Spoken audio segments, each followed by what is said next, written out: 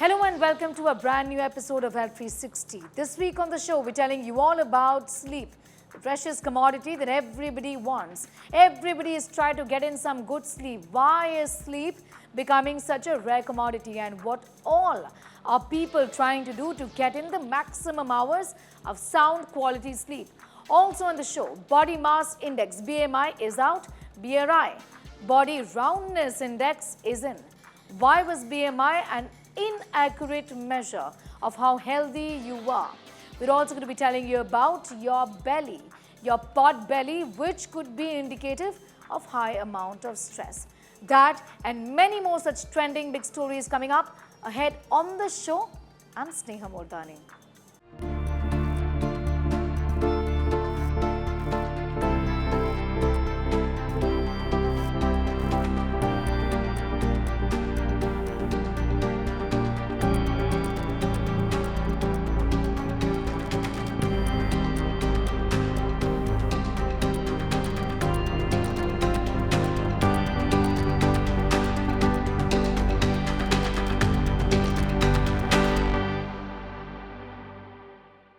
Look around you, look at yourself. Do you and others around you have an unexplained pot belly, slim overall but have a belly sticking out? What could it be? Could it be junk food? Could it be alcohol? Could it be binge eating? Could it be a bad lifestyle, not exercising? Or could it be a stress belly, a cortisol belly? What exactly is a stress belly? We'll tell you more.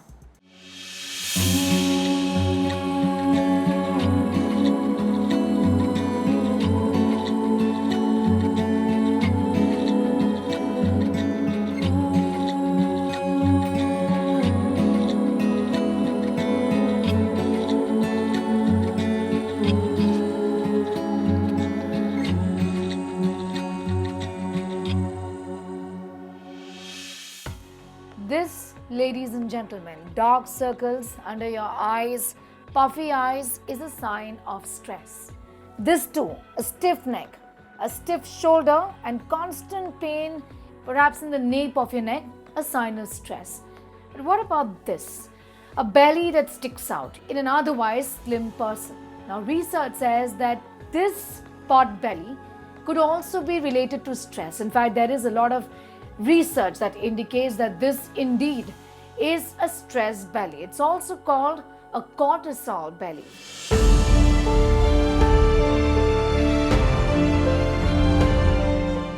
Belly fat or abdominal fat is the most dangerous type of fat accumulation and can affect function of internal organs and cause insulin resistance, fatty liver, heart disease, high blood pressure and diabetes.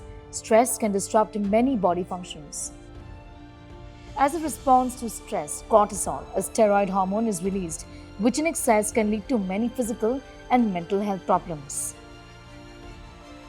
You cannot burn fat if your cortisol levels are high. Cortisol is very anabolic to fat storage and catabolic to muscles, which is the exact opposite of what we want. One of the main reasons that aggravate cortisol levels is stress, which means stress is directly aggravating your weight gain. You can literally eat the best diet possible and still gain weight if your stress levels are high. And then, of course, for women, it gets much harder as they go through menopause and lose estrogen and testosterone, the two most essential hormones required to regulate fat storage and burn. So how does one really tackle stress belly? Some of the things which should be important and should be a part of daily activities or should be followed at most of the times is that having a good sleep routine, having a sleep routine which almost is the same every day. So it's important to understand that nutrition not only contributes to good physical health but can be really the stepping stone to good mental well-being. Beyond this, what is important is we need to have good social networking. Social networking doesn't mean just having networking which is useful for professional growth. It means having good social connections. The basics of a good lifestyle: yoga, meditation, hydration. Avoiding stress will work wonders to get a flatter belly. In addition to the right kind of exercises, including strength training and getting in a mix of high intensity and low intensity workouts.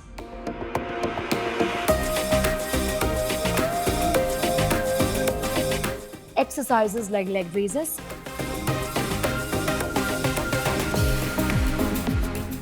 Russian twist,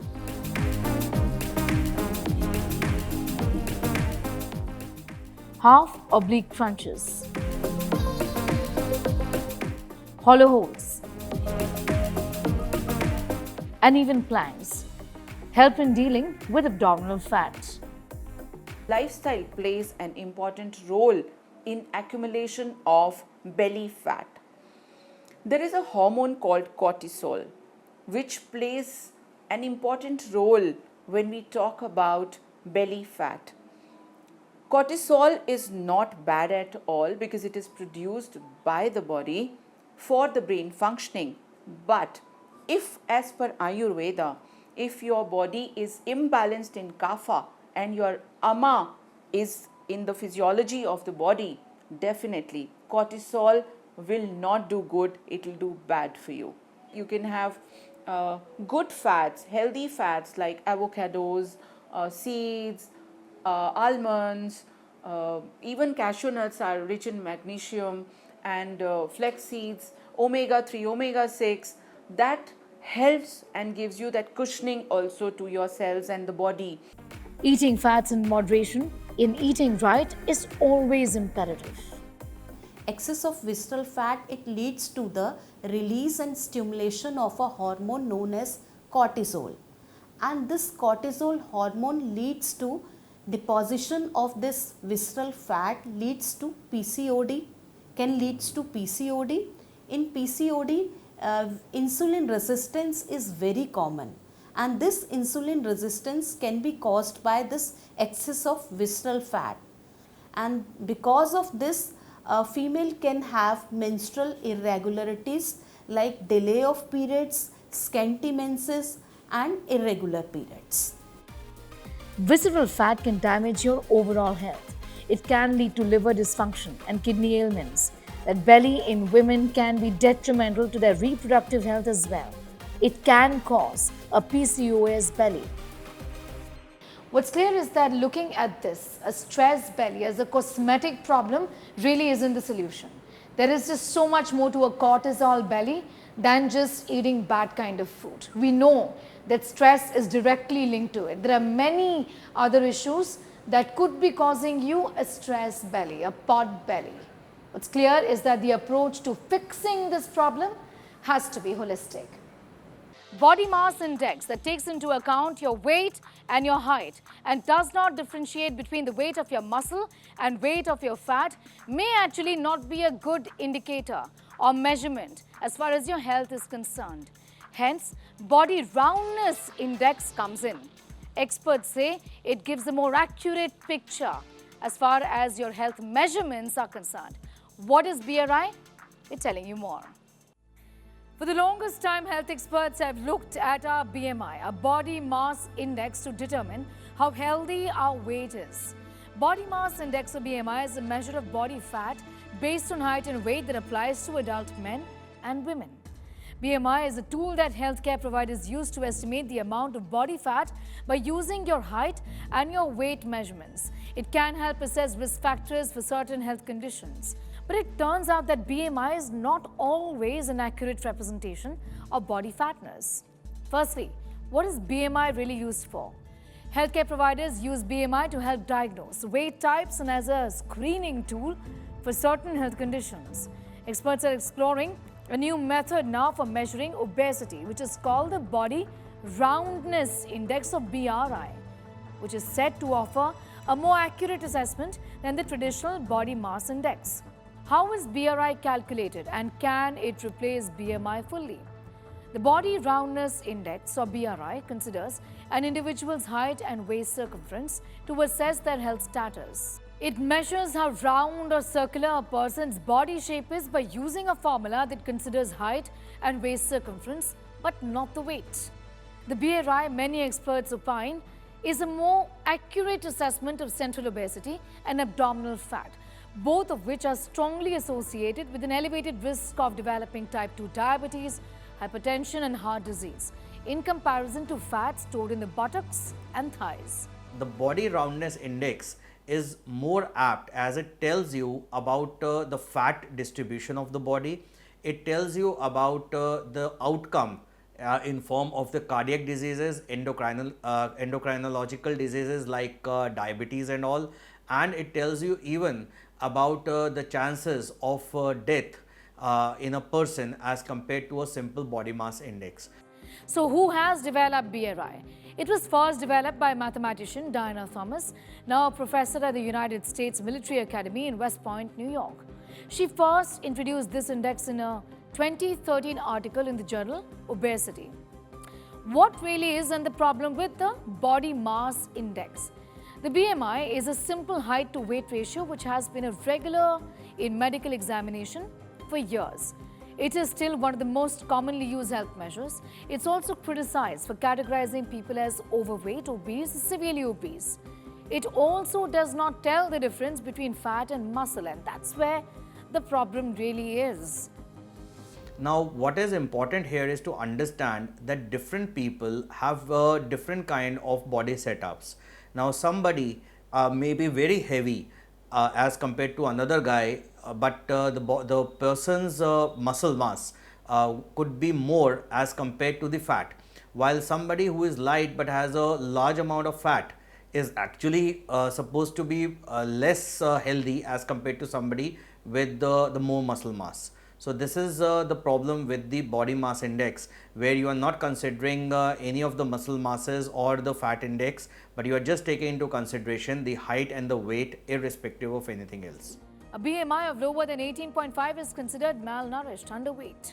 Between 18.5 and 25 is normal weight, from 25 to 30 as overweight, beyond 30 as obese. The metric has been questioned by athletes and bodybuilders.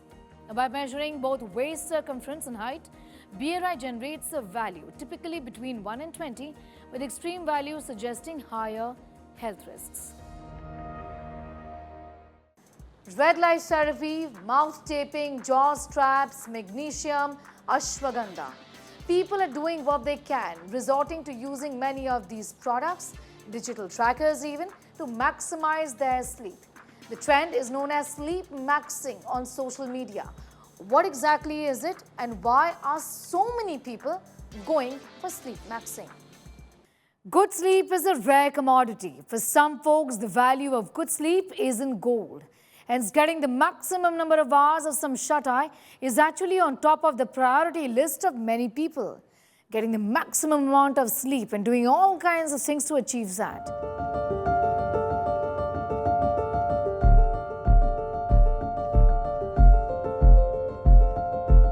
Sleep maxing is a social media trend that's growing in popularity.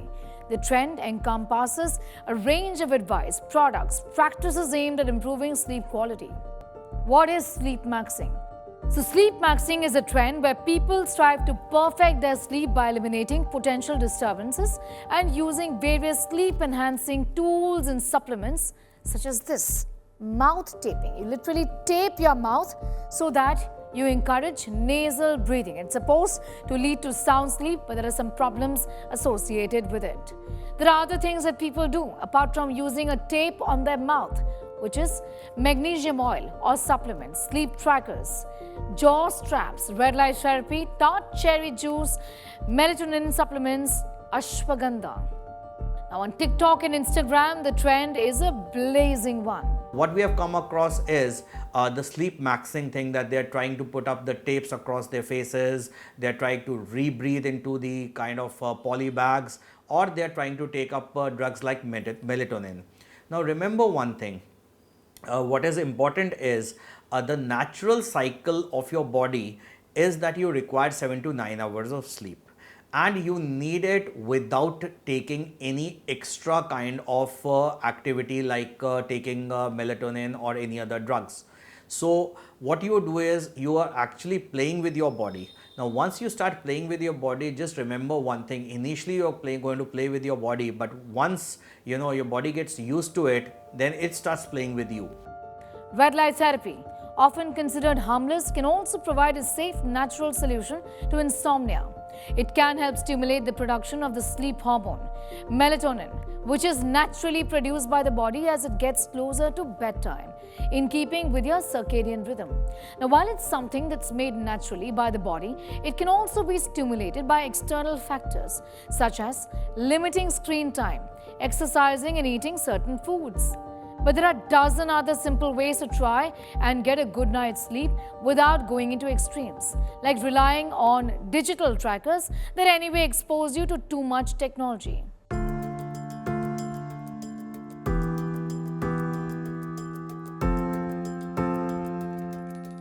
The fear of not sleeping well enough can make falling asleep more difficult. Trends like sleep maxing also increase the pressure to sleep well, which can prevent you from falling asleep. The more you chase your sleep, the faster it runs away from you.